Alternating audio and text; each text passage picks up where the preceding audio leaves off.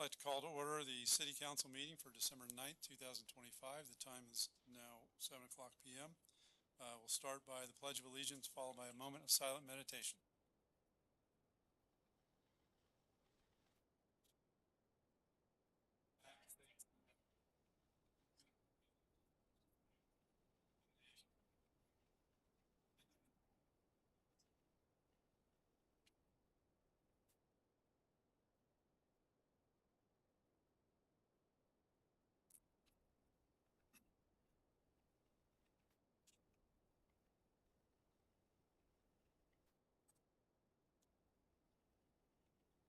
Okay, we'll start off with roll call. Mayor Scott Nickel. Here. Deputy Mayor Adam Dyer. Here. Councilmember David Nutt. Here. Councilmember Susan Romy. Here. Councilmember Neil Yorio. Here. Also in attendance, John W. Coffey, City Manager. Okay. Move on to item number 5, which is additions, deletions, or changes to the agenda, if any. Does anyone in council have any? I'd like to kindly request that we have a discussion about the boat and trailer ordinance tonight. If we could add that on, and if we could please do it at the beginning, because I think most of the people are here for that.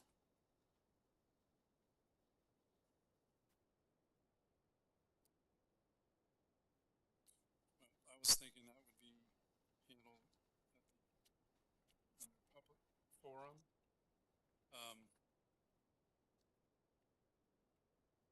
John, is there any reason why I couldn't pull the public forum up the agenda? We'll just do it under that. Great. Everybody good with that? All right. Anybody else have any changes? Okay. That being said, we're going to take item number 11 and we're going to pull it up to now, which is the public forum. The majority of folks appear to be here for the boat and trailer parking issue, but there's a couple that want to speak on other items. So we'll let them go ahead and speak, and then we'll get into the rest of the folks that want to come forward and speak. When I call your name, please come up, state your name and address, and you will have 3 minutes to address council. So start off with Paul Ortenzio.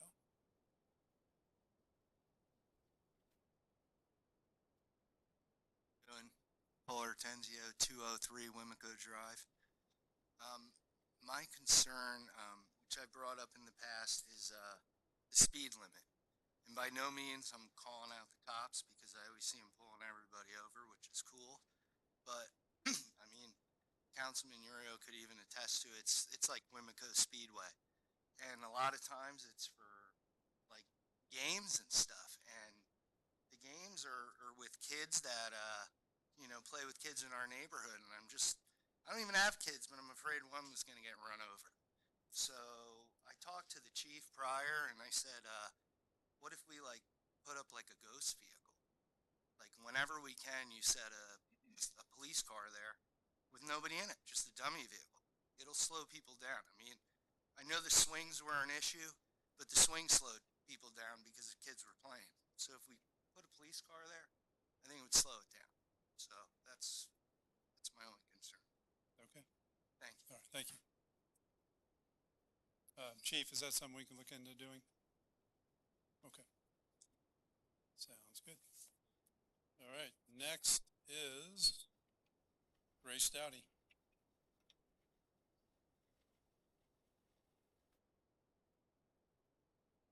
I'm Grace Dowdy, 203 Apache Drive, right off of Wimico. And my concern also is on Wimico, but for a slightly different reason. On the nights when there are a lot of games up on the fields and they close down at 8, 8:30, and it's pitch dark. And I don't know why parents are not giving the children lights on their bikes, their e-bikes, the scooters, and they are all over the road, and cars are coming so fast because they're trying to get home to dinner or whatever it is. And I was wondering if it wouldn't be a great public relations thing for our police to monitor that, and maybe I will fund this if need be. Give out little flashing lights that they can zip tie on their bikes or whatever, so that we know that they're there. I walk my dog at 8:30 at night, and I'm telling you, there's so many close calls. And these things are inexpensive. I can order them on Amazon. I'd be happy to do it. But I think it'd be great if the police were out there to maybe encourage parents to make their children safer on that road. Okay? Thank you. Okay, thank you. Chief, are there any sort of safety grant type of things that we could potentially have some sort of initiative? I think that's a great idea.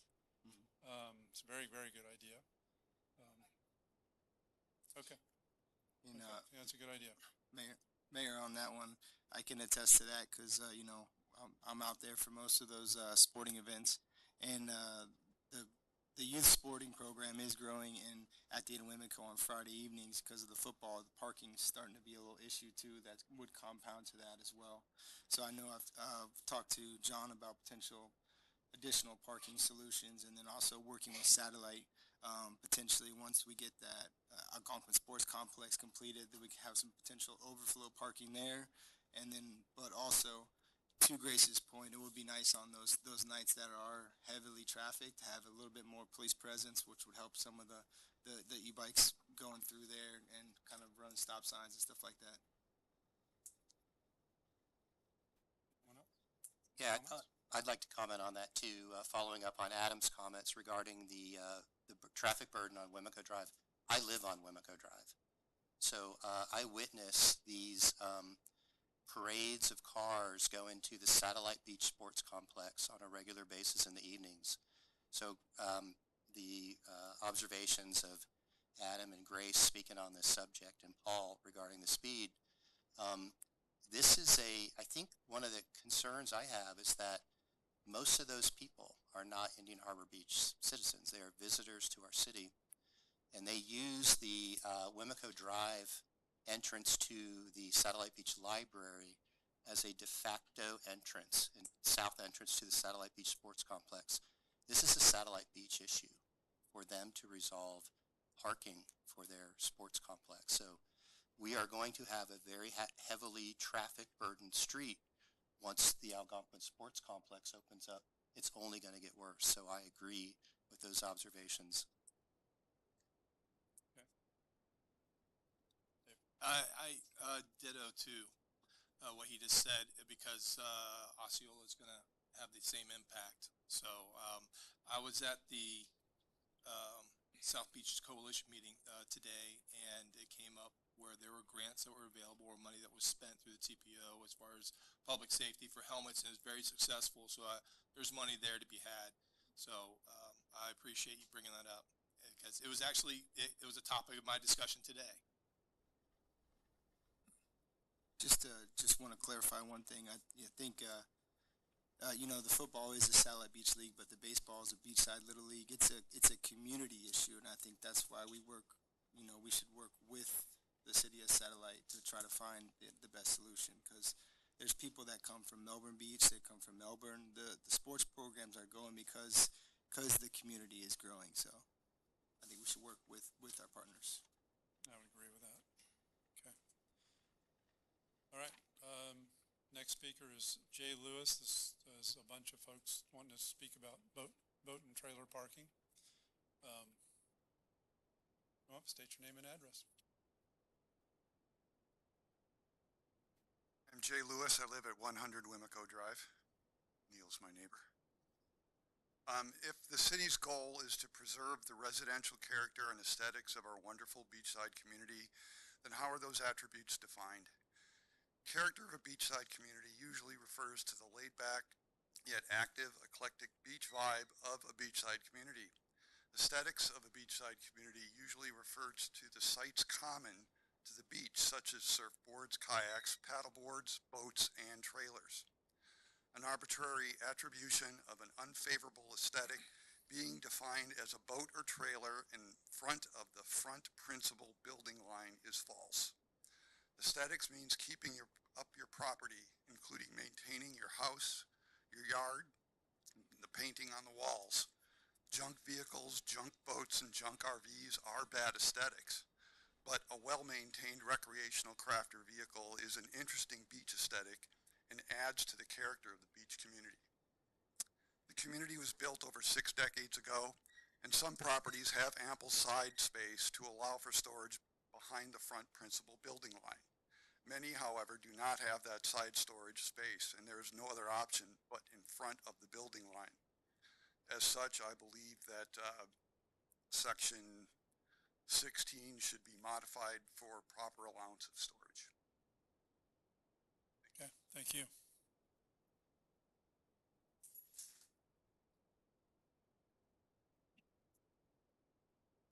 All right, next I have Randolph Newman.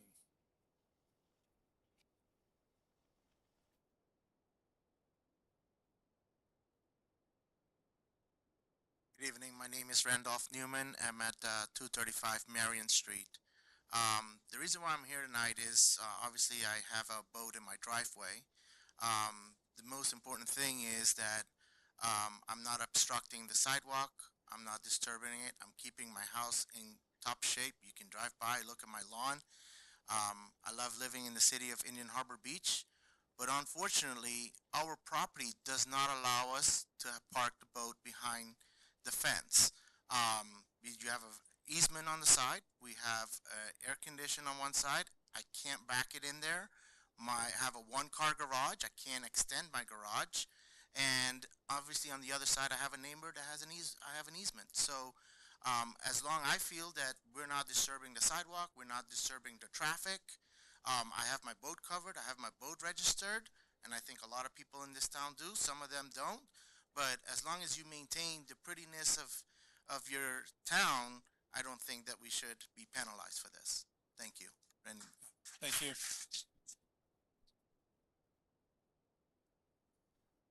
Next is Adam Azar.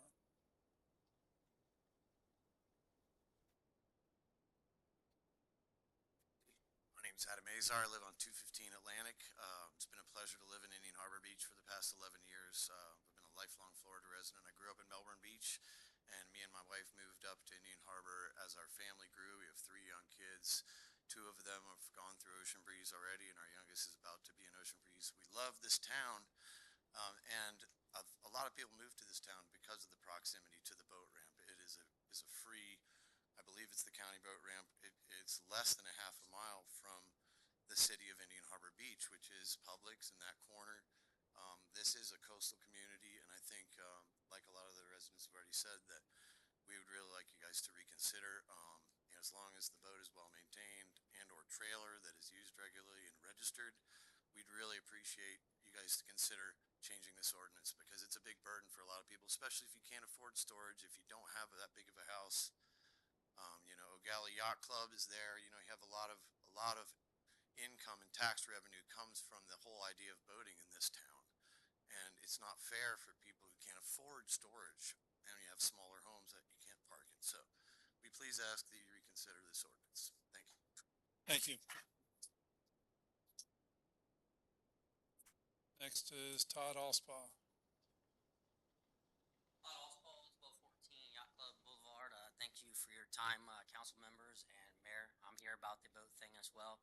Recently retired military, over 20 years, multiple combat tours, so I'm a believer in the Constitution and freedom and property rights, and it feels like an infringement on my freedom, especially property rights, to not be allowed to have a trailer or a boat on my property. So that's why I'm here today, asking for reconsideration. I've even looked, it's been stressing me out. I want it to be not stressed. I'm a waterman, so driving around here, seeing things like Yacht Club Boulevard, Flotilla Drive, to name a few, I said, this is the place for me, because I'm a surfer, I'm a boater, I do everything you can think of in the water. So that's why we're putting up roots here in this coastal community. I love walking around, seeing boats in the driveways and things like that, and I figure as long as they're a good aesthetic, as long as they're kept up good, I think they should be allowed here. And I even, stressing out, thinking I've got to get rid of my boat now. I'm trying to sell it. It's a bad time of year to sell it. I don't want to sell it, but I put it up for sale. I looked at the local storage. It's $500 a month. People said, well, you're rich, you have a boat, you can afford that. No, I'm not rich anymore because I bought a house here and and a boat. So I'm tapped out. I don't have the $500. I don't know what I would do. Um, I'm one of the lucky ones with the big garage that butts out, so I could angle the boat in such a way that I would be within the ordinance, but it would be an unsightly thing if I did that, and I really don't want to do that. We get a lot of compliments on our house since we moved in because it was a pretty decrepit thing before we moved into it, and we've done all kinds of things to the yard. My wife's done a lot to the yard and had me do a lot to the yard, and we get compliments when people walk by of how we've made the house look, and no one's ever said, wow, your yard looks great, but your boat, that thing looks terrible. We haven't had that. Maybe they mumble that under their breath, but so far it's only been compliments that we've made the area look better than it used to look, and that's all I got. Thanks for your time. Yeah.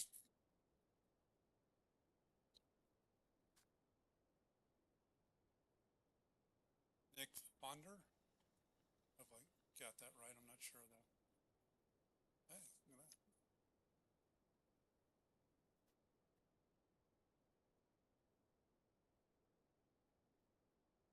How you doing? I'm Nick Fonder, 1205 Bay Drive East. I just want to thank everyone for speaking so far. Very well put together. On the naming convention of all the streets, right behind you, 2 of the 3 words of this city's name are harbor and beach. The second word deals with boats, harbors. So, I understand if there's, like they said, aesthetics or safety thing. I think, that ordinance should be reconsidered with safety and aesthetics in mind.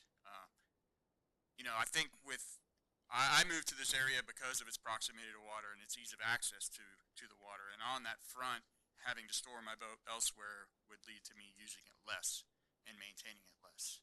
Because it's in close proximity to my house, in my driveway, not blocking anything, my yard is well maintained. It allows me to modify it and also maintain it and take it out on a more than planned basis. I can take it out on a spur of the moment thing. If I have somebody in town and all of a sudden the weather's nice, we can go out. If I had it in storage, it would not enable me to do that and have that flexibility. So, again, please reconsider that. If there's an opportunity to vote on that, I'd love the opportunity to do that. And, just thank you for your time and thank you for allowing us to speak on this matter. Thank you.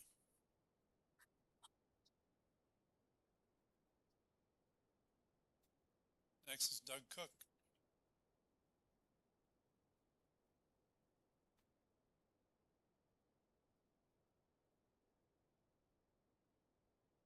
Good evening, Mayor, council members. Appreciate your hard work and for our beautiful city here in Indian Harbor Beach. I am Doug Cook. I live at 201 Harbor Drive West, where all the beautiful palm trees are. You've probably seen those.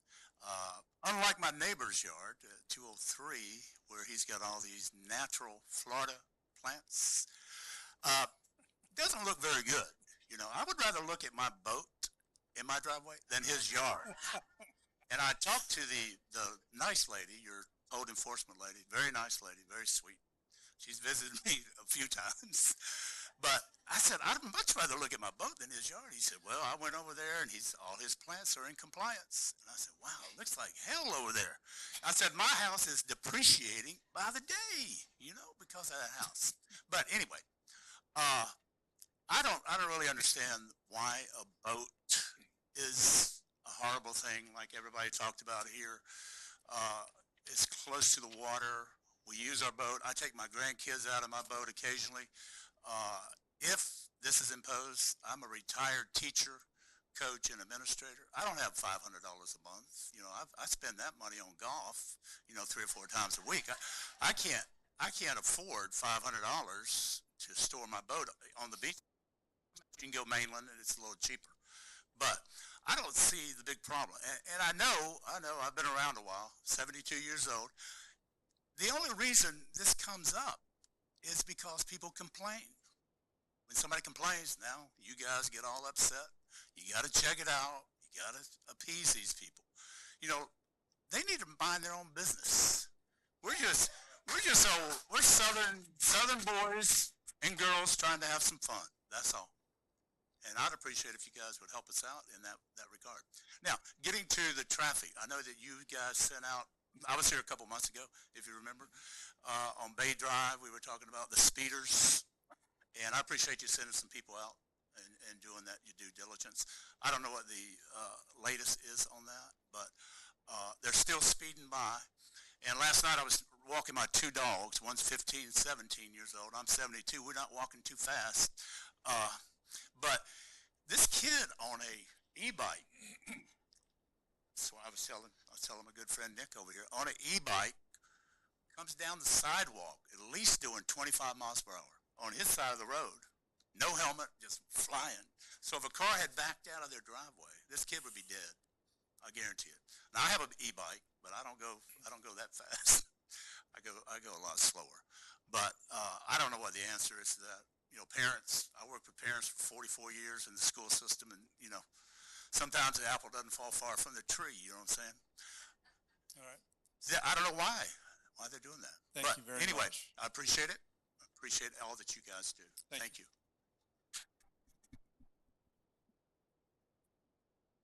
All right, next is Chad Palladino.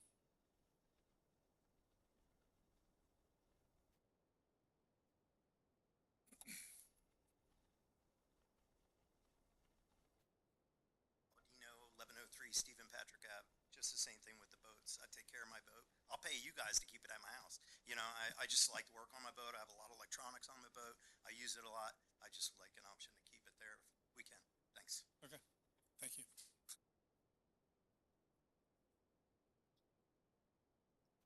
And the last speaker is Adam Lucy.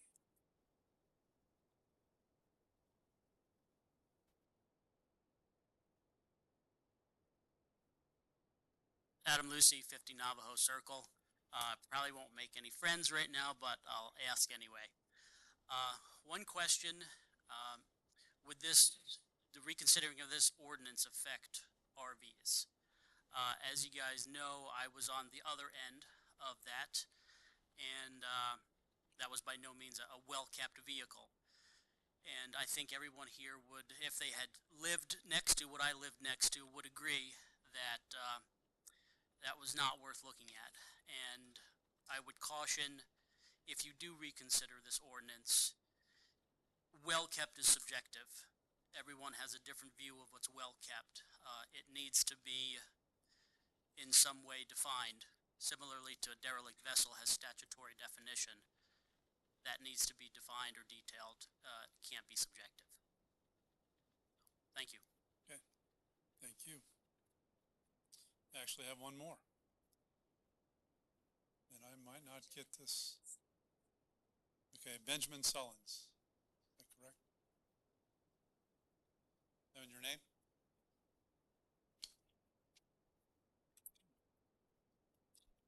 Hi, it's Ben Sullins, 921 Golden Beach Boulevard. So I'll echo everyone's things here, but I'll touch on a couple things I think were missed. I moved here a few years ago, and I thought, what a great community. There's boats everywhere, and we got harbor in the name. We got a boat on the seal.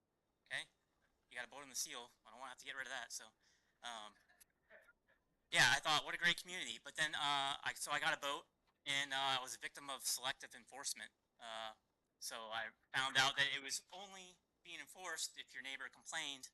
So well before this went into fact, my neighbor was complaining that I had a well-kept boat in my front yard, and so I ended up having to buy a smaller boat that would fit on the side of my house. And now that boat is there, and it is smaller than I like. I would like to have a bigger boat, so that is a little aggravating. So if we do reconsider this, maybe I'll get a bigger boat.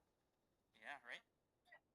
So another thing too, that complainer frequently cites property values of the surrounding properties being devalued by the presence of a boat.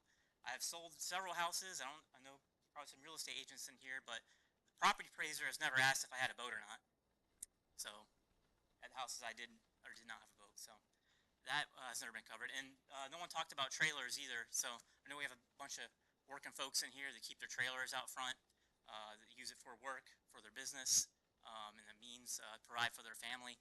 and this ordinance would further restrict on that. So as boaters, we abide by lots of regulations on the water and sort of thing. So I think if you give us reasonable regulations to abide by here, I think all of us would be happy with something like that. So, you know, the 24 hours is really not feasible as a boat owner. It's, you know, you can't even work on your boat in 24 hours if you've ever had one. So you can't get parts that quick. So that's all I got. Thanks. Okay, thank you. And David Noble, my apologies. I don't know, turn the pages and I missed you. Hey, Noble, 1206 Pine Tree, also have a business on Tomahawk. I'm one of the lucky ones. When I went to buy my house, I made sure that I could get it, the backyard, and with my boats, had 10 of them back there. I don't know if I violated anything. Mayor Panicola saw it, he thought it was cool. Anyway, I love boats, and I rode around this neighborhood on Thanksgiving Day to see just how many violators there are. I didn't see a lot of violators. I don't know what the percentage is that Diane's put together on number of residents versus number of boats in the front yard. This actual ordinance, do we know when it was put in? It was some time ago. Had to be 30 years ago. 2017 is the new one. But there was stuff beforehand, and I think one of the council members bought an RV, so we changed the rules. I probably shouldn't bring that up. But anyway, I like to see the boats out there, and if it's a well-kept boat, fine. But some of these contractors' trailers, come on. Trailers in a front yard with a bobcat and a excavator on it, I'm sorry. Property values do go down if you have that as a neighbor. So I'm all for the boats in the front yard. Even though I can put it in the back, and I also have a business on Tomahawk, I could keep my boat there, which will go there this week. Speed on Pine Tree sucks. It scares me. I have a 3-year-old granddaughter. You gotta slow down. Trucks. You can't tell me that when Lowe's came in, the trucks weren't for Lowe's. They, and especially with the 35-mile-an-hour A1A now, they cut through. We all know that, right? It's crazy. I watch them put on the brakes 100 yards away from the stop sign because they're going so fast. Kudos to the beachcombers in the morning. You got one clean beach out there. I walk that beach every morning, and by 6:30, there's 6 people with bags with trash that is just washed up in the last hour. So you got some great residents here, and I'd like to keep them here too, so let the boats be there. Thank you.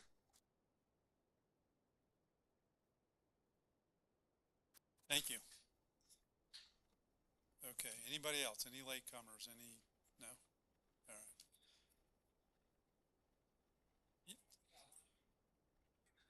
Yeah, you need to fill out a form and give it to the clerk and, yeah. Please. It'll take just a second.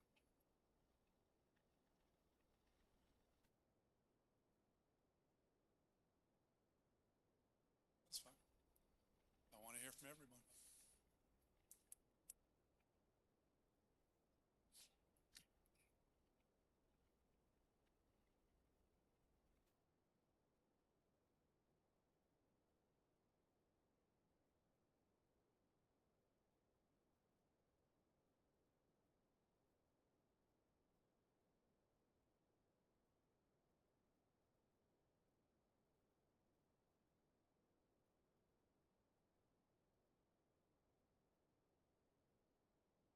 You are. All right, so my name is Lane Burney. I live on 1234 Seminole Drive, and just like everybody else, I mean, I just had my house painted. I spent thousands of dollars.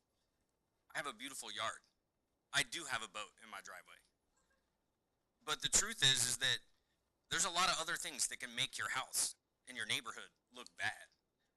And what I'm doing at my house isn't one of those things. Like, I keep my boat covered, regardless of that.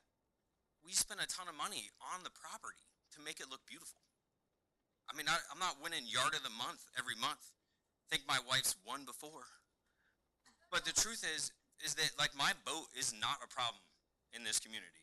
There's I mean, if I want to talk about it, like, cars parked on the street, there's 9 cars in driveways because of Airbnbs and because of, you know, a ton of families, multiple families living in homes, like, out there, which is fine. But 7 cars in a driveway is not an issue. But when they're all out in the street and we got to, like, do a figure S, like, with just your normal truck, like, I own a Tundra. It's a regular sized vehicle, but I still have to, like, go super slow through my neighborhood to make sure I can squeeze between cars. So my boat in my driveway is not an issue. It is more about, like, the garage is open with a bunch of trash coming out the front and people not keeping their houses and their yards up. It's not me, I promise. And the other thing that really wasn't mentioned was, like, a way of living. Like, we work. Like, I use my boat to make money for my family. If my boat's not at my house, it takes more time to go do that all the way around, plus the cost of keeping my boat somewhere else. So all of that takes away from what I can provide. And that's where I'm at with it. I need to be able to provide for my family, and taking my boat away from me because it's in my driveway is taking that away from my family. Thank you. Thank you. Mike Litchfield.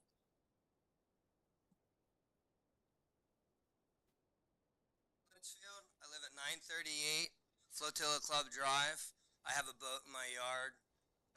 I believe that if you pay taxes and you pay insurance and you get a tag through the city for the boat and it's not an eyesore, that it should be able to be in your yard or your driveway as long as you're not encroaching anybody's property or anything like that.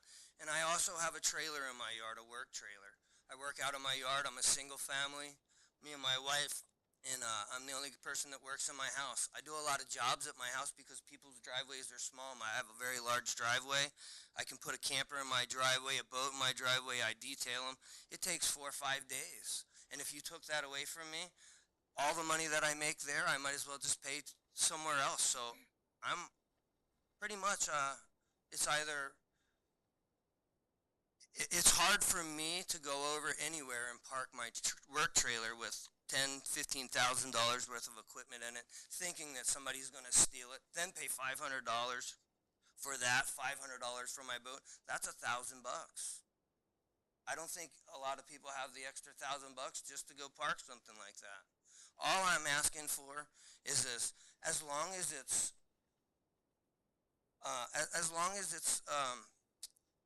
you could basically say that if it isn't a piece of shit, it should be able to be there.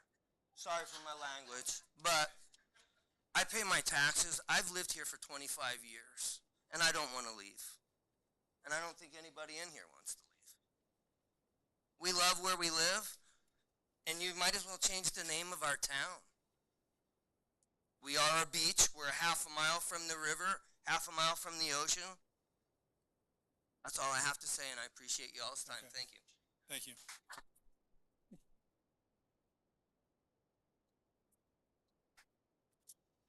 Okay.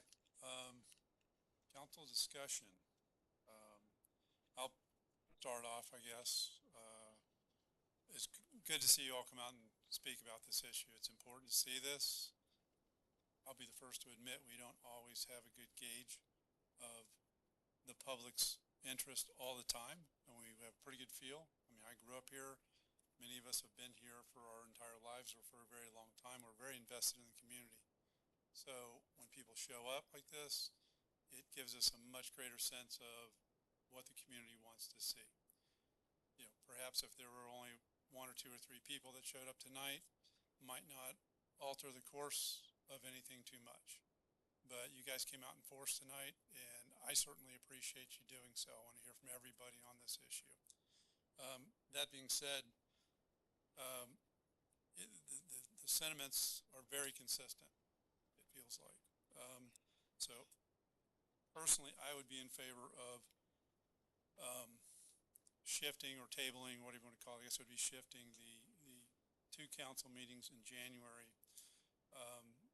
shifting them later, and then having a workshop on this issue. This gives us time to think about it some more, put together our thoughts, take your input, start looking at ways to potentially, I'm not guaranteeing anything, this is just my opinion on this, we have 4 others here, but start thinking about language that should or could change in the ordinance. So I think that gives us an opportunity to do that, gives us a little bit of breathing room to do so. We want to make a good decision here. And like I said, your input is extremely important to us. So from what I've heard tonight, I'm certainly changing my thoughts and my attitude about the ordinance, and certainly willing to consider making some adjustments to it to be more favorable to you all. So with that said, that's what I would like to see done, but we all need to say our piece on this. So I'm going to start off with Deputy Mayor Dyer. Thank you, Mayor, and I would like to say the same thing. Thank you guys all for coming out tonight. You know, this is your city, so we definitely want to hear what you guys have to say. When we spoke about this boat ordinance last meeting, I spoke against it because I said that we are a boating community, and most of the boats they're well maintained and they're not unsightly. I myself do have a boat, and I do have to pay for storage, and I can attest to what the citizen said earlier. It does not get used as much if it's in storage. So I definitely think that there's some room to look at it and modify and revisit it with the workshop. You know, we could put some language in there if it's on a prepared surface, if it's unsightly, registered, you know, things like that. But I would be in favor of revisiting this. But I would like to say that the boats and trailers would be different in the RVs as well, just to visit just the boat issue. Councilmember Romy. Well, I didn't realize how many of my friends have boats, so that's interesting, but they've all been in touch, and I definitely agree. We're here to represent the community. That's how we were elected, and certainly have to hear what's being said and modify or repeal the ordinance.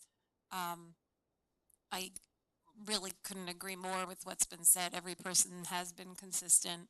And I think we do need a workshop, and if people have something to say that want to keep the ordinance as is, they need to show up and speak. So I agree with all that you said, and that we should have the workshop. I'd also like to thank everybody for showing up tonight and speaking on behalf of what is very important to them, which is their opinions and their feelings on how they want to keep boats on their property. I do believe that with the previous comments about having a workshop and being able to discuss this so that we can come together, I'm sure that we can come to a compromise on this ordinance, modification to the ordinance to make it workable for everybody. I'd like to just plant this seed in everyone's mind for those who have spoken tonight, who have boats and want to keep them on their driveway. Perhaps one of the considerations would be if your property would allow you to be in compliance with the whatever we come up with, right, for the modifications to the ordinance, that we would see, we would expect to see compliance with that modification to the existing ordinance. Councilmember Nutt. I'm in total agreement with the mayor and the deputy mayor and everybody else on the council. We've had a big force come out, and I don't see the rebuttal to anybody that's here. So there's majority rules, and that's how things are done. And I would like to see us revisit this in the workshop so we can write something that's going to be more pleasing, that's going to meet the needs of the citizens that are here. We have a very big mix of the haves and have-nots in this city. From when we're talking about, we have a teacher and a CEO living on different streets, but yet one can afford storage and one can't, and I totally get that. And so the working class, which I am, I think we need to have as much of a voice as the one complainer. So let's revisit this in the workshop and try to make something that's reasonable. Okay, so with that, John, can you work on scheduling a workshop for us? We have February 10th currently for the muck removal project. We could shift that to February 24th and do this workshop on February 10th, or January 13th. Previously, Council Member Nutt requested not to have a workshop on the 27th. Do we need to bring cake that night? So we could do So what's the January call? 27th January 27th workshop, and then we would shift whatever council meetings related to a draft ordinance to February. Fair statement. And we also have to consider P and Z, Yeah, because they've got to hear it first. if we have it on the 27th, you wouldn't get it to P and Z until March. So maybe the council, if we're wanting to try to fast track this, to have the workshop before the January 13th meeting, because then we could get a product to P and Z in February. You guys, everyone okay with the January 13th, you said? January 13th workshop? 13th is better for me. I actually am going to be out of town on the 27th. I would suggest that, we might not need to fast track this. We just put on hold the enforcement of the ordinance and then schedule it, when we have more time to get coordinated. So. Without, unless you give me other direction, we are not going to proceed with the enforcement of the ordinance as currently written going forward.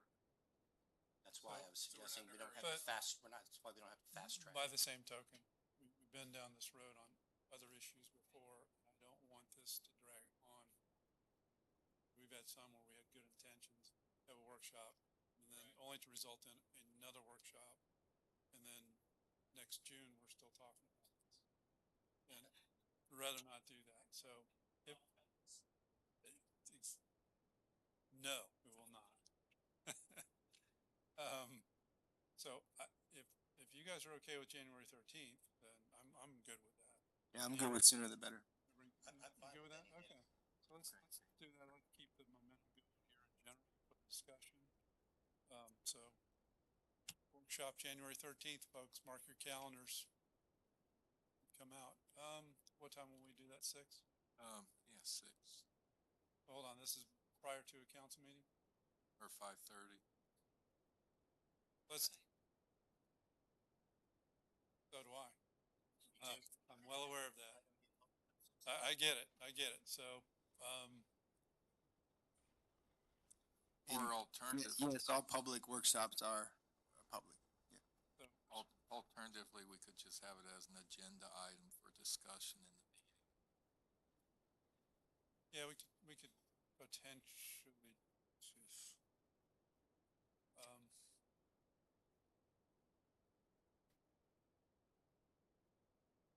like the idea of workshop. It's a little more open.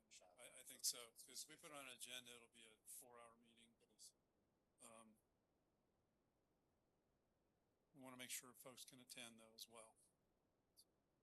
Is there a date that is a non-council meeting date that we could start it at 6? Give me just one moment.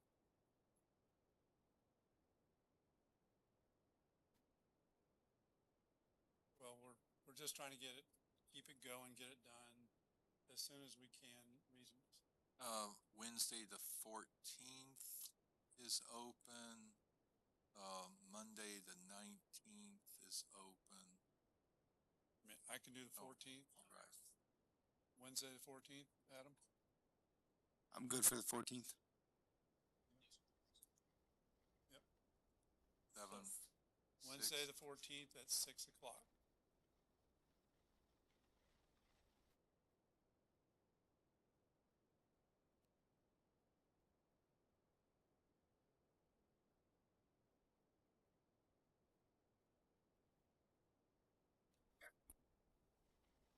Okay.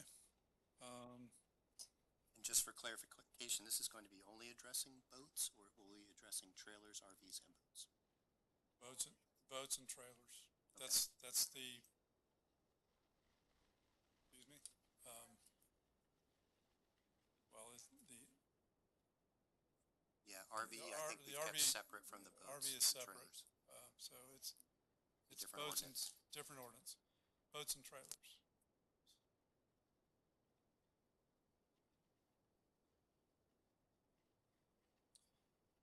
Okay. Thank you all very much. We appreciate you coming out. You're welcome to stay for the rest of the meeting if you'd like, but you're also, if you want to go ahead and move along, you can. It's up to you. Totally up to you.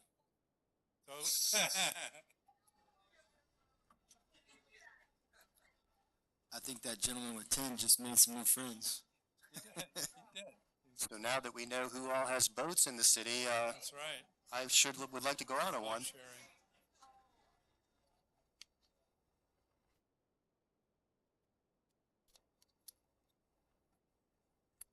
All right. Thank you for your time. Thank you. See y'all. Have a good night. All right, folks. Let's move along. So now we're on to item number 6, presentations, proclamations, and introductions. Chief Butler, I understand you have an introduction or two. Yes, thank you, Council. So what I'd like to do, first of all, let me thank you for giving us an opportunity to do this. So this is a great opportunity for you guys to introduce, for us to introduce some of our new employees and to share this milestone with you guys, community. So we got 2 police officers and our new shared victim advocate position to introduce today. So we're going to start with Stacy. Stacy, if you come on up. This is Stacy Forsch, if I'm saying that correctly. All right. She's our new shared victim advocate. She's taken over for Tiffany, if you guys remember. Tiffany was our victim advocate for a long time. Stacy's originally from Massachusetts. After high school, she attended Bay Path College, where she obtained her associate's and bachelor's degree in psychology. Upon graduating from college, she entered the police academy in Connecticut, where after she graduated from the academy, she served 16 years as a police officer. She comes to us with a lot of experience working with victims, working on crimes, investigations, and then working through the criminal justice process. In 2021, she moved to Florida with her family. She lives here beachside in our community. When she moved here, she took a position at the Palm Bay Police Department for 2 years as a law enforcement officer before she hung up her gun belt and said, I'm done wearing the gun belt. So she still wanted to serve her community, so she applied for this position and she was unanimously selected. She's got a lot of experience. We think she's going to do a great job. She is married, has 2 children, one of which is a police officer for the Melbourne Police Department. We're working on that. So this is Stacy. We just wanted to introduce you. So Stacy, you got a few words you want to say? I'm joking. All right, thanks, Stacy. Welcome. All right.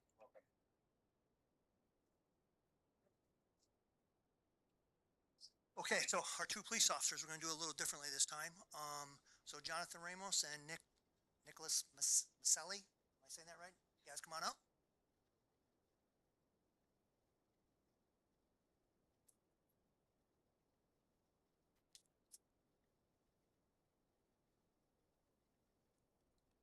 All right, this is Nick and this is Jonathan. So we'll start with Jonathan. So Jonathan is originally from Venezuela. He and his family settled in the Miami area after graduating in Miami Beach Senior High School. He studied veterinary service.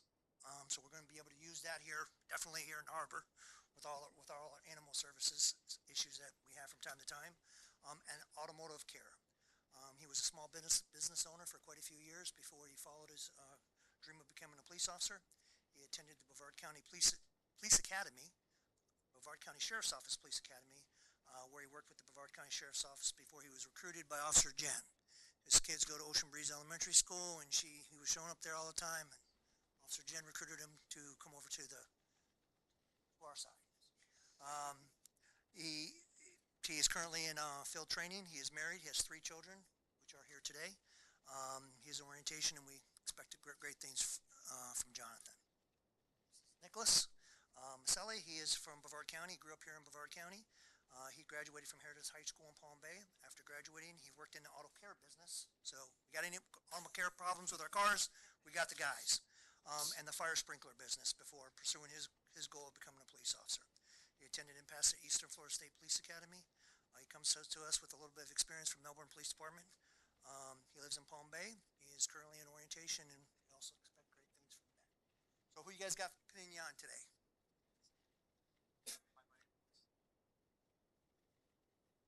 Okay. Guys, come on.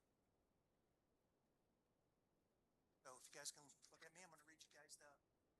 We'll do the whole. All right, state your name. It's the Constitution.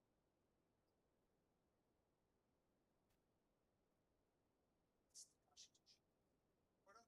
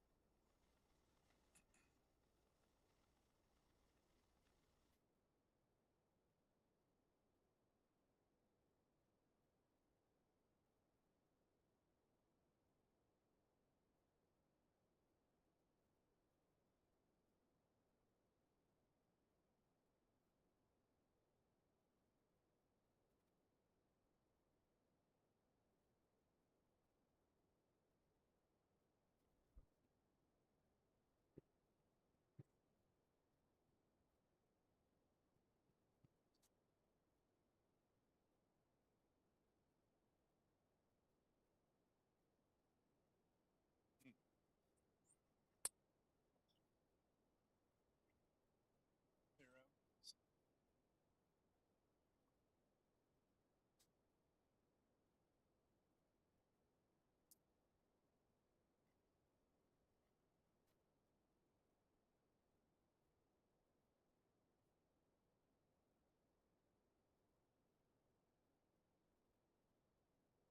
Hey guys, I think your boss is trying to get your attention.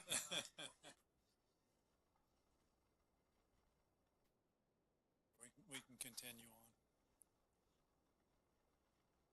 Okay, next is item number 7, approval of minutes. The first one is regular city council meeting minutes from November 12th, 2025. Does anyone in council have any changes or additions? Hearing none, I'll sign those into the record. Second one, 7B, is special called meeting, low-speed vehicles / golf carts from November 18th, 2025. Does anybody have any changes? I'll sign those into the record as well. Next is reports, starting off with the city manager's report. Yes, Mr. Mayor, council members, residents here and watching at home. Few informational items, the golf cart road study update. Per council direction, I signed the study proposal on November 24th and transferred funding from contingency to cover the expense. We anticipate first reading of the golf cart ordinance to be on the agenda no later than January 27th. Algonquin Sports Complex expansion project. Currently, the east and west side curbing of the multi-purpose field is installed. Some electrical conduit is currently being installed. The north and south side curbing of the multi-purpose athletic field is scheduled to be installed later this week or next week. And the same with the tennis court and pickleball courts without the fencing. The drainage boxes are in production with expected delivery early to mid-January, at which time the piping and boxes will be installed.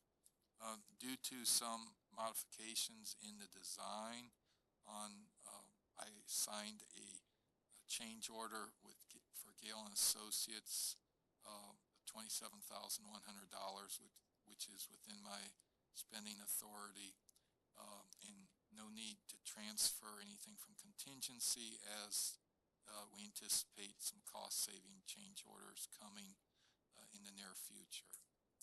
The City Hall Baffle Box RFP update. Evaluation Committee met on December 1st, and after oral presentations ranked the proposals. Gregory Construction is the top-ranked firm. I'll be working with the city attorney to develop a proposed contract for your consideration at the January 13th meeting. Additionally, due to the rebidding of the project and the substantial analysis that our design team provides, H.R. Green submitted a change order of $6,500 for the second bidding assistance. I signed that change order on December 4th and transferred funding from contingency as shown in the attached tracker. The comprehensive plan update. Our consultant discovered in their work that although we don't provide potable water, we have to have a water service supply plan update to meet the state and St. Johns River Water Management District's requirements. This task was not included in their original proposal, so I signed the last of the change orders for, I believe it was $3,000. I didn't have that on there, my apologies. Code enforcement update. This is no longer an issue, so I will skip over that, although line of sight at intersections is scheduled to go to the Planning and Zoning Board on January 7th, and then first reading to y'all on January 13th. The Gleason Park Playground equipment replacement project, units installed, waiting on the new mulch, and oars and paddles is being installed. The end of October revenue and expenditure report is attached.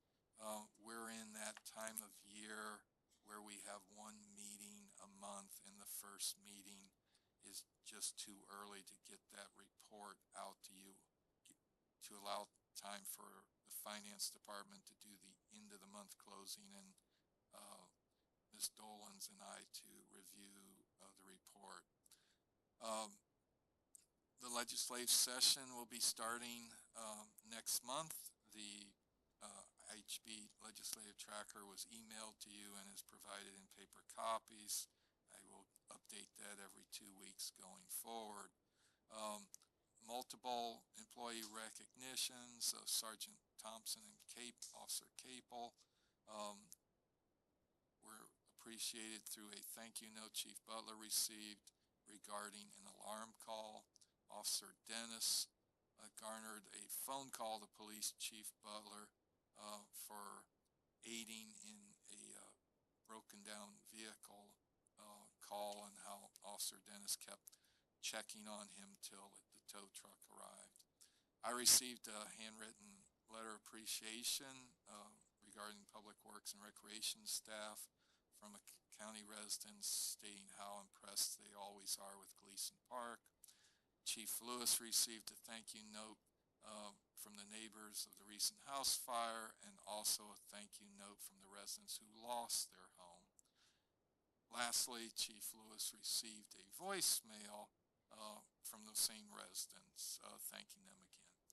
And lastly, I received an email from a resident again thanking Public Works staff for their efforts at Gleason Park, and also the beautiful outcomes of the invasive tree removal project site. Currently planned for the next council meeting is the public hearing and second reading of the CIE update, the first reading of intersection line of sight, the award of contract for the baffle box, updated MOU with FDOT for right-of-way maintenance, tree preservation board appointment, budget preparation calendar, and possibly the FP&L easements, although FP&L has not got me the paperwork yet, so that may slip to the second meeting in January. A lot of things coming up with, especially a Christmas in the Park this Friday. Offices will be closed the 25th, 26th, and 1st, and I'd like to take this opportunity to wish y'all and all our residents a very happy Hanukkah, Merry Christmas, and Happy New Year. That concludes my report, Mr. Mayor. Okay, thank you. All right, there is no unfinished business, so we'll move on to new business, item number 10. The first item is fiscal year 24, which is 23-24, annual financial report presentation. I believe CRI representative is here to present this. Thank you very much. My name is Lindsay Avilas. I'm the audit partner from Carrigs and Ingram. We usually just go by CRI. So this was our first year doing the city's audit. We've been auditing the city's municipal police pension for several years and finally got the opportunity to win the city's contract. So we're excited to be here, and I want to thank you for the opportunity. There were some issues with an accounting system change in 24 before the beginning of this fiscal year that we audited. So typically the audit would have been done by now. It's due to this date, June 30th. It's late because there was a giant accounting system change. In addition, the controller's position turned over a couple of times. So we actually started the audit last November and then had to pause and restart it several times. And then when Angie was hired on earlier this year, we gave her a few months to really catch up, like what some of our issues were. There were bank reconciliations that weren't tying. The beginning balances of the fiscal year didn't tie to the prior year auditor's reports, so it was off by a lot. So she got all that caught up, and we finally were able to get the audit finished. And so I think we have a really clean slate to get fiscal year 25 started and completed by the deadline. So it's a 109-page report, so I'll try to go over it pretty quickly, a high-level overview. But if you have any detailed questions, feel free to stop me, and I can try to answer them as best I can. So first of all, if you would like to open up the bound copy in front of you, I don't have a presentation to show everyone. Are usually posted to the city's website, so you can refer to those and look back later. They are issued, so they'll be posted, and they are submitted to the state of Florida already. So page 5. So page 5 of the bound report in front of you, this is the beginning of our audit opinion for the fiscal year 24, and it is a clean audit opinion. It's several pages long, but basically the second paragraph says it's a clean audit opinion. Also adjustments that the finance department recorded, and everything kind of got cleaned up. So because of that, we were able to issue a clean audit report. And so next, if you go to page 9, this is the management's discussion and analysis. It gives a really good highlight of the year, also comparing it to fiscal year 23, the prior year. And so instead of going over the detailed financials, I'm going to go over this, because if there's anything you read in this entire 109-page report, MD&A will be the best thing to read to give you a good overview for the year. So first of all, if you go to there's a couple of schedules in here, page 12 and 13. So page 12 and 13 of the MD&A have the tables. There's the statement of net position on the left in page 12. That is basically the balance sheet for the city at the end of the year. And then page 13 is called the statement of activities. That's like the income statement. So on page 12, the statement of net position, I'll go over some of the major changes you all had. First of all, current and other assets, the first line item increased by almost $500,000 in 24 compared to 23. A lot of that just had to do with some operations. You had a net income for the year. The next line item below that, capital assets, increased. It ended at just over $24 million, an increase of $1.7 million from the year before of $22.5 million. You had a lot of capital projects. You had ARPA money, the American Rescue Plan Act. You spent about $1 million on city renovations, things like that. So you actually spent and capitalized over $3 million capital assets, but because of depreciation and some disposals, the net increase is a $1.7 million in capital assets. The next line item, deferred outflows, and then you'll see a few line items down below that, deferred inflows.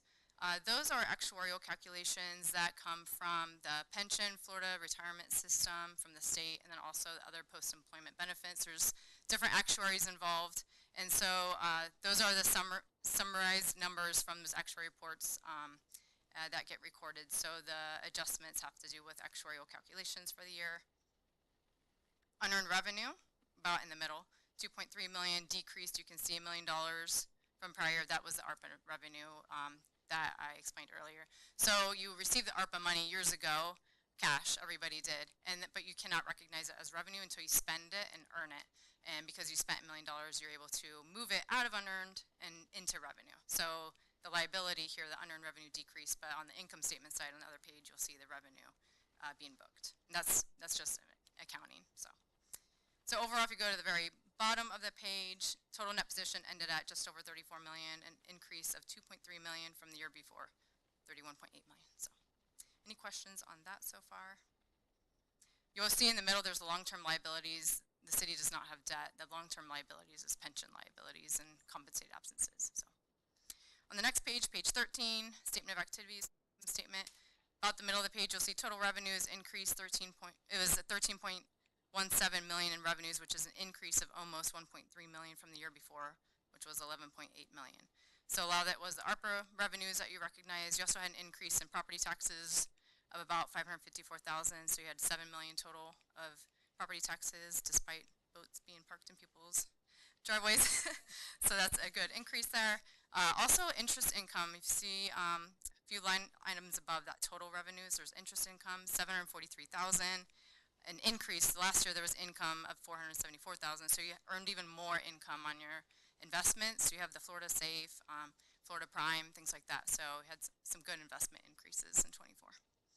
Down in expenditures, the main one that changed there is the first one, general government, 3.6 million, up from 1.4 million last year.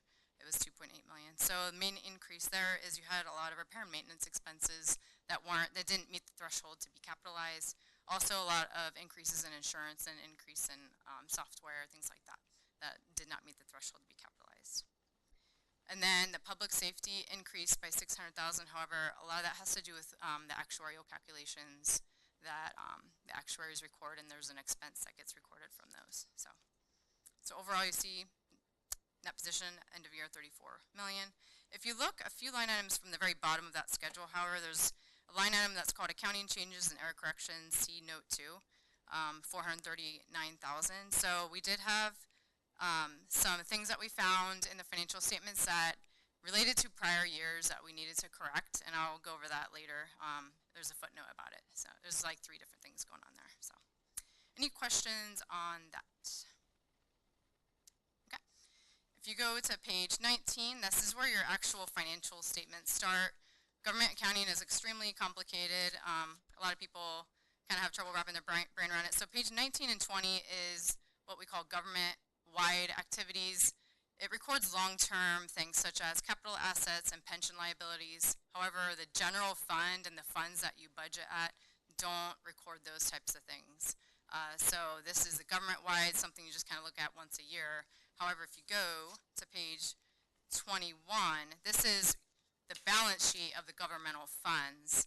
So the numbers will probably look a little more familiar. And then page 23 is like the income statement of the governmental funds. That's what you budget at. It's like the operations for the year. And you had 2 major funds and then some smaller non-major funds.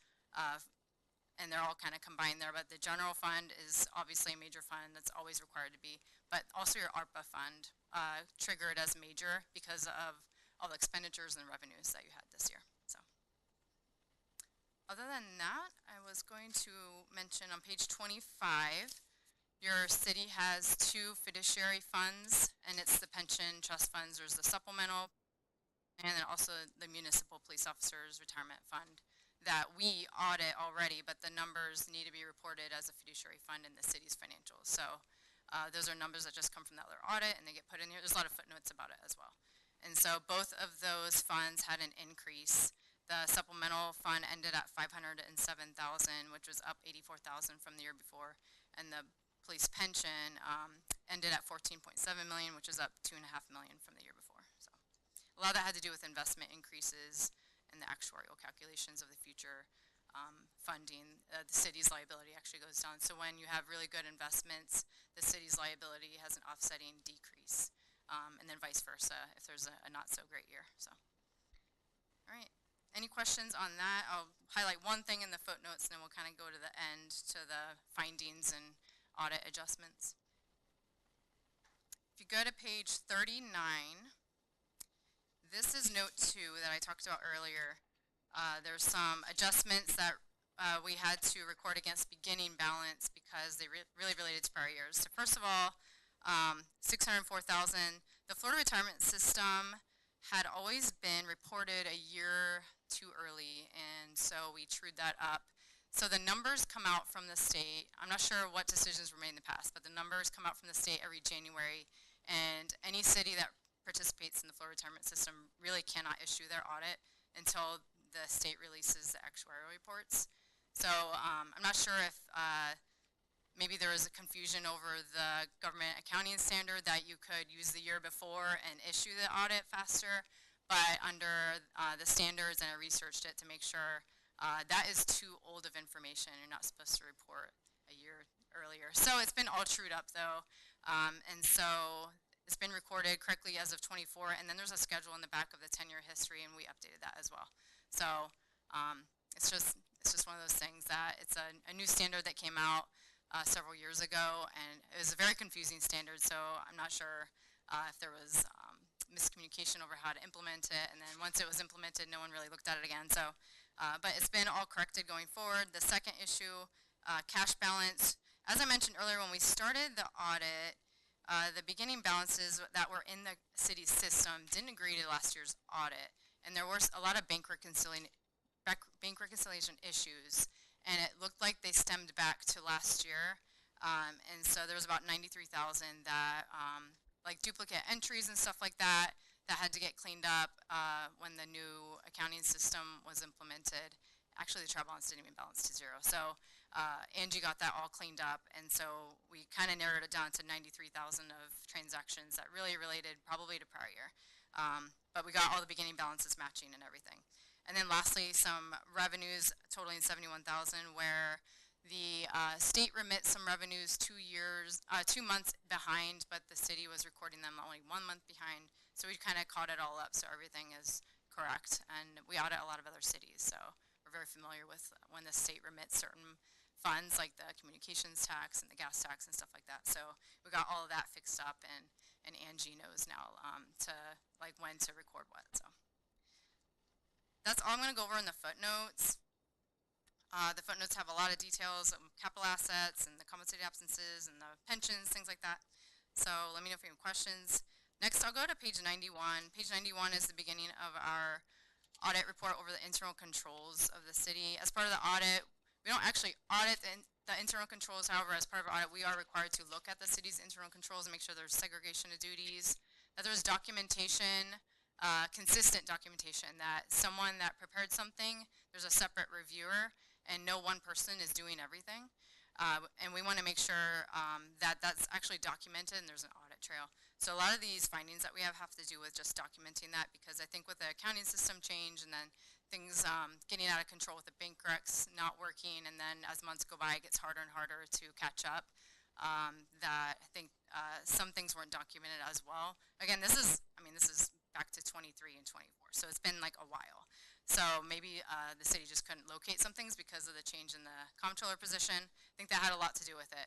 I think some things just couldn't be found. However, I'll just kind of briefly go over some of the comments. Page 92, at the top you'll see it says the trial balance didn't balance, so I already talked about that. And so we worked with the new comptroller to get everything calculated and figured out.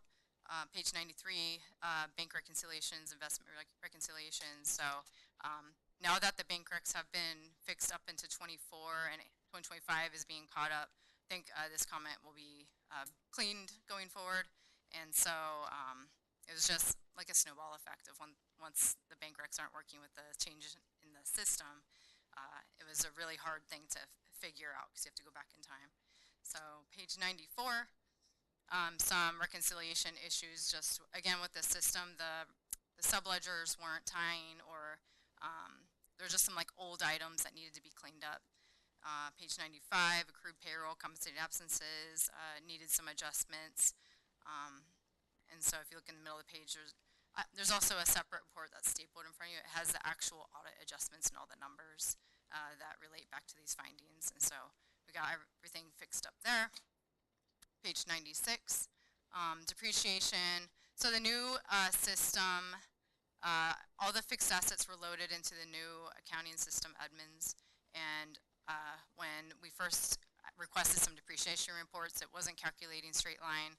Angie got on the phone with their IT and got it figured out. There was something wrong, like from the actual system calculating it wrong. So there were some adjustments there to fix it, and I think going forward it's going to be okay. And then page 97, bottom of page 97, the floor retirement system issue that I mentioned already. And then page 98, at the bottom of page 98, the ARPA revenue, there was, all the expenses were there, but the revenue didn't match, and not enough unearned revenue was moved into revenue. So we had an audit adjustment to fix that, just so they match up.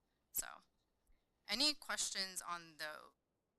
I know it's a lot to digest, but the other report that we give to y'all has all the actual audit adjustments in it. So it's a lot of accounting stuff. I don't want to bore anyone. The next letter, starting on page 101, this is a management letter that is required by the State of Florida Auditor General. So these, there's some lesser important management comments in here. Some of them are really specific things that the state requires us to look at. So those are mentioned in here. And then the other ones are more just operational improvements. Like I mentioned earlier, making sure that there's documented review. Not that I'm saying that there wasn't review, but we couldn't clearly see that there was documentation of review a year later, you know, with a different comptroller. So we have some comments in here like making sure the census data that is sent to the actuaries is correct. We tested that. We tested a sample and found a couple with like a data hire that didn't match, or date of birth. Nothing significant enough to like change an entire actuarial calculation, but we just want to make sure that when that information is sent, that it's correct, because the actuaries rely on it. Making sure there's documented budget to actual review. I know the city manager reviews the budget to actual, but we just couldn't go back in time a year later and like see that it happened. So we just want to make sure that there's, even if it's electronic, some sort of support that it actually happened. If you go to page 107, this is a very specific state of Florida thing that they look for over expenditures of the budget. It refers back to page 73 where you have the budget to actual. There is only one line item, transportation, that was slightly overspent by $15,000, but if you overspend by $1, like, it triggers a finding. The state of Florida, there's a statute for it. So that's what this finding is for. And so I think the city could easily clear that and make sure that doesn't happen, because you have 60 days after the fiscal year end, up until November 30th, to amend the budget and make sure that nothing's overexpended. So that's an easy one to clear going forward. And that's it for that. The very final page, page 109, is compliance over investment policies. As part of our audit, we're required to do some testing over investments, and that's a clean report. So, the bound audited statements. If not, I'll go next to the required communication letter. So there's a stapled separate report in front of you. Yeah. And so this is just basically a letter. Every audit, we have to issue this report to management, governance, the board, because it explains what is the auditor's responsibility. As auditors, we have to remain independent. We are not, you know, we can't be friends with management. We have to make sure that we're objectively coming in and auditing and not cleaning it up for everybody. Responsibility, we have to make sure it's management's responsibility. And so it kind of details out like whose responsibility is what. Also, you have estimates in your financial statements. Obviously, actuarial reports are, in essence, an estimate. They have a lot of calculations that go into it, but no one really knows, you know, if that's exactly what your pension liability is going to turn out to be. So, but if you go to page 11, actually, oh, sorry. You go to page 14. So this is the beginning of our audit adjustments. Some of these were prepared by the city. That had to do with making sure the bank reconciliations worked out. So you see a lot of them are hitting cash. And then there's a few pages of adjustments. So these are the actual audit adjustments, and we already discussed with the city manager and the comptroller, making sure your records exactly match this audit, and going forward, like, things are good to go, clean slate. And so I think there's a really good, like, baseline to make sure fiscal year 25 is off to a really good start. So, and that's all I'm going to go over in that report. Any questions?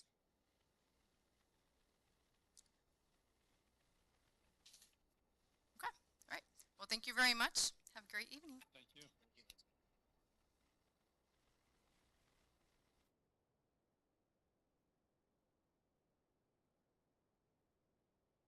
Okay, Councilmember Romy pointed out to me that we don't have council comments listed on the agenda. But if it's okay with everyone, I'll push that to where the public forum was originally. So we'll just take care of that in a little bit. Okay, item 10B, public hearing and second reading of ordinance number 2025-08, fiscal year 26 project roll forward budget amendment. Nikki, you gonna read that to the record?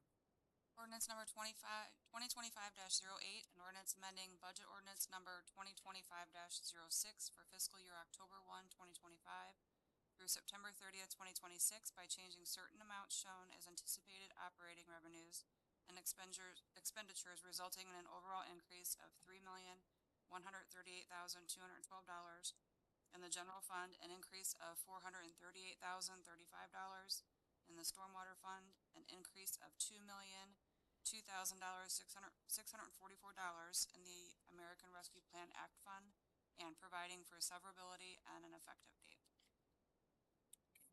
Thank you. All right, this is a public hearing. Anyone from the audience wish to come up and speak on this item, please step forward, state your name and address, and you'll have 3 minutes. No takers. I'll close the public hearing and bring it back to council for comment, starting with Deputy Mayor Dyer. Nothing to comment. Nothing. Councilmember Romy? We're good. No comment. Councilmember Nutt? No comment. All right. I would entertain a motion. I'd like to make a motion to adopt ordinance number 2025-08, amending the fiscal year 2026 budget on the second reading. Second. I have a motion by Deputy Mayor Dyer, a second by Councilmember Romy. All those in favor signify by saying aye. Aye. Those opposed, same sign. Motion carries 5-0.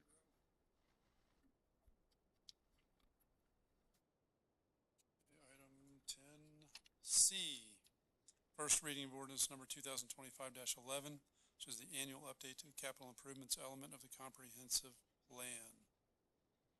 Nikki, you're on. Ordinance number 2025-11, an ordinance of the City of Indian Harbor Beach, Brevard County, Florida, updating the 5-year schedule of capital improvements of the city's comprehensive plan as mandated by Florida statutes, section 163.3177 3B, providing for conflicts, severability, and an effective date. Thank you. Does anyone in council have any comments? No, sir. Hearing none, I would entertain a motion. I make a motion to approve ordinance 2025-11 on first reading. Second. Motion by Councilmember Romy, second by Deputy Mayor Dyer. All those in favor signify by saying aye. Aye. Those opposed, same sign. Motion carries 5-0. Item 10D, tree management plan. City Manager Coffey. Yes, Mr. Mayor. Part of the, let me back up and say, in January 9th, 2024, the City Council adopted a tree preservation ordinance which enumerated 8 specific duties and responsibilities of the Tree Preservation Board. One of them was to develop and annually present a written community tree management program and supporting work plan, which upon acceptance by the City Council shall constitute the comprehensive tree plan for the city. The Tree Preservation Board worked tirelessly over the last several months with staff's input to develop the attached plan. Former Chairman Yorio is now Councilmember Yorio, and Vice Chair Lucy is in the audience. If you have any questions, I believe this is a great benefit to our city to have this document, and look forward to its annual update. Staff recommends adoption of the tree as presented. Okay, I see that, do we have Mr. Lucy here? Yes, I Say had a few words. sort of a quick intro.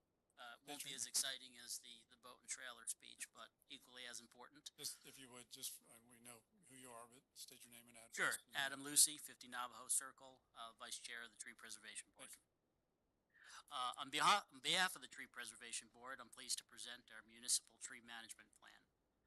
This document is intended to guide the long-term care, preservation, and enhancement of our city's trees. This plan serves as a framework for how the city can maintain, protect, and enhance its urban forest. It outlines clear policy recommendations grounded in recognized industry standards, best management practices, and both long and short-term goals and action items that support environmental resilience, native species planting, and responsible tree management. The plan provides guidance to the city to make informed, consistent decisions that strengthen our urban forest and promote long-term environmental health. As part of developing this plan, we have a city tree-wide inventory that will support our efforts. It provides useful data to help prioritize maintenance, identify opportunities for new plantings, and better understand canopy distribution. The inventory documented 2,784 trees, representing approximately $235,000 in annual economic benefit and a total estimated value of near $11 million. Preserving, protecting, and enhancing our trees is not only an environmental and aesthetic priority, it's also an important economic initiative for the city. Our action items focus on areas where we can make meaningful progress, increasing canopy coverage, promoting native and wind-resistant species, coordinating with other departments on development and landscaping standards, and improve public awareness. These steps will help strengthen the urban forest in a way that is practical, sustainable, and aligned with the city's goals. We believe this plan provides the city with a clear path forward and supports our continued commitment to thoughtful environmental stewardship and Tree City USA standards. The Tree Board respectfully asks that you consider accepting this plan. Thank you. Okay, thank you very much. Does anyone on council have any questions for Mr. Lucy? I just have a comment. That's it. Sure. Since the Tree Preservation Board came into play, you've been very instrumental in what it's accomplished. So when we went through the Planning and Zoning Board, the whole purpose of this was for education, and you guys ran with it and did such a great job. I mean, we're a Tree City USA, which we were never before. The education that you provided at the Arbor Day event and even at our art festival, and then now this. So it's a nonstop improvement to what our efforts are. And I cannot say enough good about the Tree Preservation Board and what you guys have done. I have a comment too. So I participated in the development of the tree management plan with Adam and the other members of the Tree Preservation Board. Something I'm very proud of having participated in with the other members of the board. I want to recognize Adam in particular for his leadership in developing the draft plan and then letting us review and provide input. So thank you, Adam, for the hard work that you've put into the tree management plan. It's a very well done plan, and I appreciate the effort. Thank you. I only echo, I think you do a great job, and you're going to continue to do a great job. Just want to echo what everybody said. I appreciate what you guys are doing, and then I have one recommendation and one question. Sure. I'll start with the recommendation. Okay. We recently went over to get the witness the police department get their accreditation award and went to Sanibel, and I couldn't help but notice the medians over there were beautiful. They had lined with lignovites, Florida Royals, lignovites, Florida Royals. I would love to see that happen potentially on South Pat right there. That's one of the benefits of that tree inventory. It identified canopy coverage, percent of canopy coverage in different public areas. So I think we're gonna start small. There were several that were listed as less than 1% canopy coverage. So that's our goal, is to target specific areas that could use improvement and go from there. I think Awesome. we'd all like to see more green space. Both natives, yeah, I Yeah. think it'd be awesome. Next question, I did notice in the October, I think it was the October meeting minutes you guys had, Mhm. you guys had a champion tree strangler fig. Does that Yes. sound familiar? Aren't the roots on a strangler fig known to be pretty invasive and damage pipes and infrastructure and concrete? I think the roots can be considered somewhat aggressive, but it is a native species. Okay, yeah, I didn't recognize it on the recommended tree list either, so I'm just, I'd be cautious about, championing a tree that's known to damage infrastructure. There might be some better options, but Yeah. that would be my only recommendation. Noted. Thank you. All right. And I would like to echo everyone's thoughts here. I think you guys are doing a great job. Thank you. Excellent job. And it was a group effort, so thank you to all of the board members and Councilmember Yorio. Thanks. All right, I would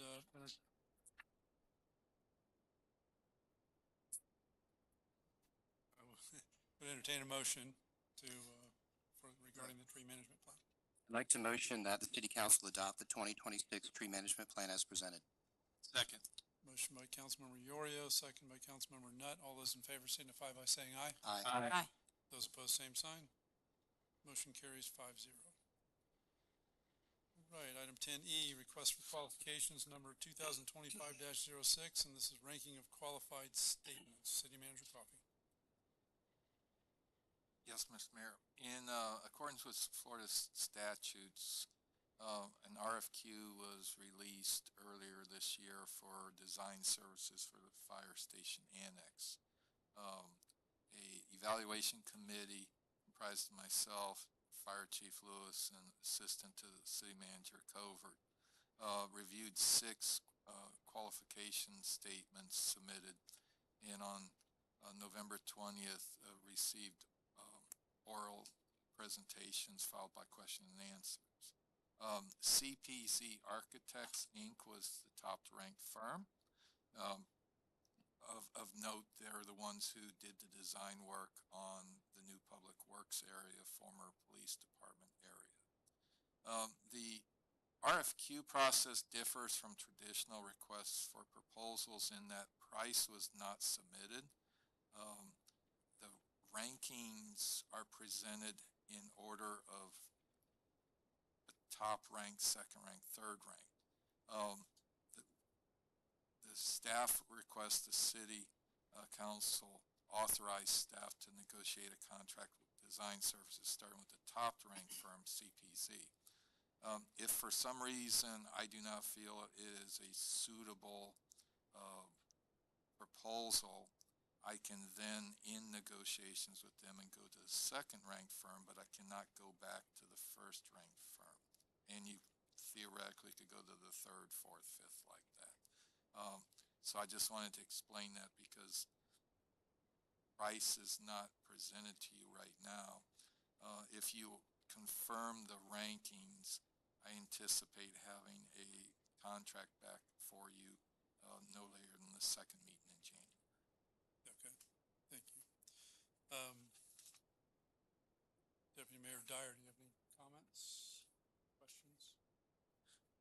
No, I would agree with the findings and would go with the recommendation for the CPZ. I've been in, actually, I think both of the stations in Palm Bay that they've done. Good. Councilmember Romy? No comment. I think it sounds like this is a great company and that the ranking sounds great. Councilmember Yorio? No comment other than, the effort that was put in by the staff of the city to rank these architect groups, that one is clearly ahead of the other, so thank you for that effort. Okay. Councilmember Nutt? No comment. Looks good. Okay. And I agree with that. I think the staff did a great job of reviewing and ranking the firms. So with that, I would entertain a motion. I'd like to make a motion to authorize staff to negotiate a contract for design services, starting with the top-ranking firm, CPZ, Architects Incorporated. I'll second that. Motion by Deputy Mayor Dyer and a second by Councilmember Yorio. All those in favor signify by saying aye. Aye. Aye. Those opposed, same sign. Motion carries 5-0. Item 10F, resolution number 26-01, which is revised employee pay and classification plan. City Manager Coffey. Yes, Mr. Mayor. Starting in 2023, the city has adopted annually an employee pay and classification plan for transparency purposes that contains all authorized job titles, pay grades, minimum, starting pay, maximum pay. More job titles exist than are filled, and that is done on purpose to give staff some flexibility. Recently, there's been a soon-to-be vacancy in the police department that Chief Butler attempted to fill using the existing job title. As we all know, the last 5 or so years has been a challenging job market with applicants' desires and interests changing. We've had great success in improving our recruitment and retention thanks to your adoption of some enhanced employee benefits a few years ago. Chief Butler and I are of the opinion to add a exempt position called Public Safety Telecommunications Manager to replace the current non-exempt Communications Services position. You may ask, going from basically from hourly to salary, there is no law against paying somebody who qualifies to be a salary position an hourly wage. What's against the law is the other way around. We believe that making this an exempt position will make the position more attractive to potential applicants and give Chief Butler greater flexibility in that the communications person will no longer be tied to overtime if the person has to fill a shift. We believe that when the overtime that we will not pay is factored in, the maximum cost to this change would be about $3,000 a year.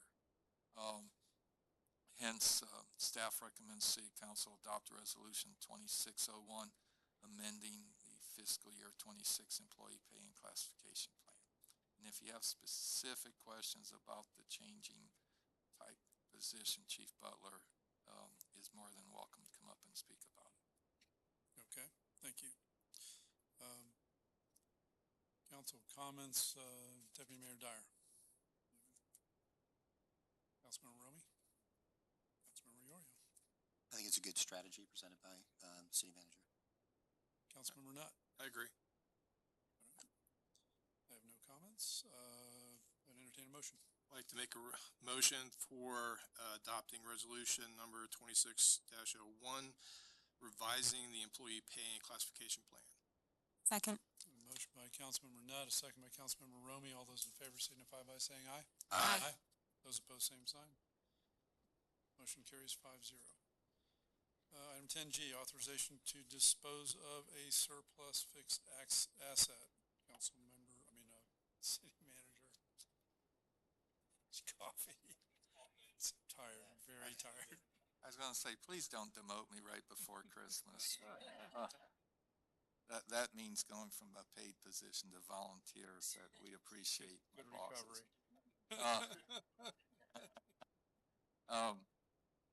State law requires a specific motion to be made to deem something to be disposed of as uneconomical, inefficient, and serves no useful function. Therefore, Recreation Director Cusimano has squeezed every ounce of value out of a 2008 wet-dry vac, which no longer works. So staff recommends the City Council find the continued use of the 2008 wet-dry vac to be uneconomical, inefficient, serving no useful function, and declared said fixed asset as surplus, authorizing its disposal. Your attorney, Mr. Bone. Okay. Any council comments on that one? I'd like to make a motion to get rid of the 2008 wet drive back. Motion by Deputy Mayor Dyer, second by Councilmember Romy. All those in favor signify by saying aye. Aye. Those opposed, same sign. Motion carries 5-0. All right, item number 11. We are now making that council comments. Well, it was supposed to be towards the beginning of the meeting, but got omitted. It's okay. We'll do it now. So with that, Deputy Mayor Dyer, do you have any comments? Yeah, I know it's been a long night, to try to make it quick. Went to the Space Coast League of Cities meeting last night. It was pretty uneventful. It was the December edition up in Cocoa. But I would like to comment on, I recently, on December 4th and 5th, went to the Florida League of Cities Legislative Conference in Orlando. I have the privilege of serving on the Advocacy Committee for the Florida League of Cities. And the topic of the meeting, well, the topic of the conference was the property taxes.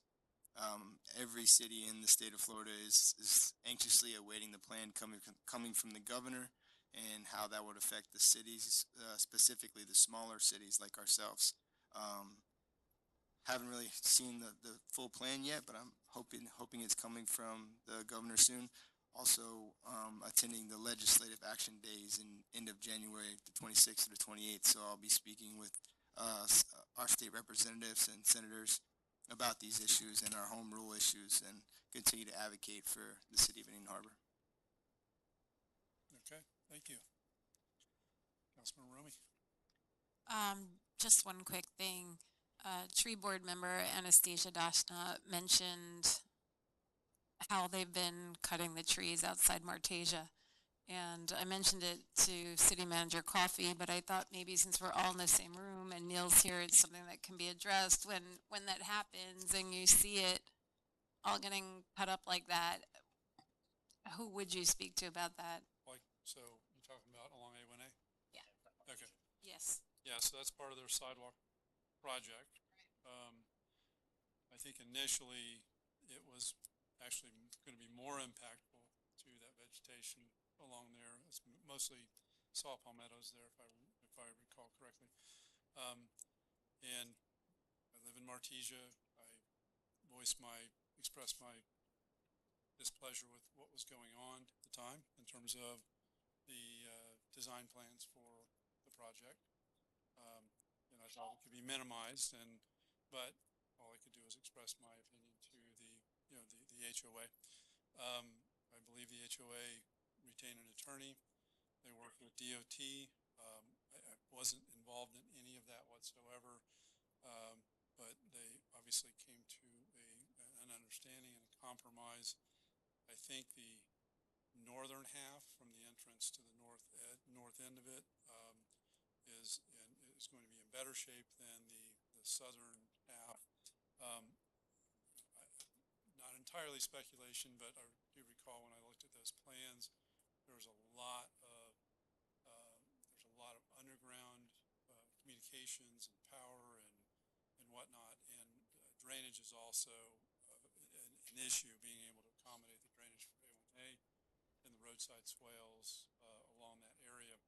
So that was one of the reasons I pushed as hard as I could for for them to look at curbing the edge of pavement along A1A in that segment. But the only way to do that is if there's enough drainage elevation change from one end to the other. I don't know that there was. So in other words, if they could have channeled all that, they could have put the sidewalk directly against the back curb, done a 6-foot wide sidewalk, and accommodated the drainage in another manner. Much more expensive, mind you, but through curb inlets and much more piping. But this is where they ended up, and right or wrong, that's where it is. I don't see any avenue to change it at this point. It's already, obviously it's well underway. I expect they'll be installing more form boards and more sidewalk in the very near future. They've already installed some of it. So I don't know if there's any sort of a replanting plan as part of this effort. That was my question. Extent of my knowledge on this.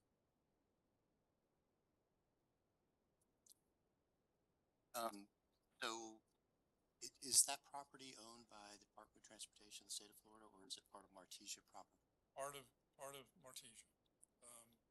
Yeah, it's hard to describe where the property line is But it exactly, is. but yeah, a good chunk of it is Martesia. So they essentially went through a process, and I don't know if it went through a quick take process of any sort. I'm sure that the Martesia HOA had to be compensated for the use of the land, but I don't know to what extent. I recall when the community of Martesia was being built, that the saw palmettos that that are on the outside of the wall that are being, I guess, I haven't seen it personally yet. Those were planted there, so they were part of a landscaping plan for the community. They weren't native or natural plants that were there. So just wanted to make that observation. And there's a large common area that's, once you go into the neighborhood there where the lake is, there's a lot of vegetative preservation that was actually done. That is not planted, that is special preservation. Some planted, but mostly preservation. And that's one thing that the community of Martesia, I think, has done really well, is they have preserved a lot of native scrub vegetation within the neighborhood. So it's, I think it's an example of how communities should be treating native vegetation rather than just mowing it down and planting St. Augustine grass. So they do get kudos for maintaining common areas that preserve the native scrub that was there. Councilmember Nutt? Comments? No comments. And I do not have any comments. So with that, Motion to adjourn? Yeah, that. I have a motion by Second. Councilmember Nutt, second by Deputy Mayor Dyer. All those in favor signify by saying aye. Aye. Those opposed, same sign. Motion carries, and we are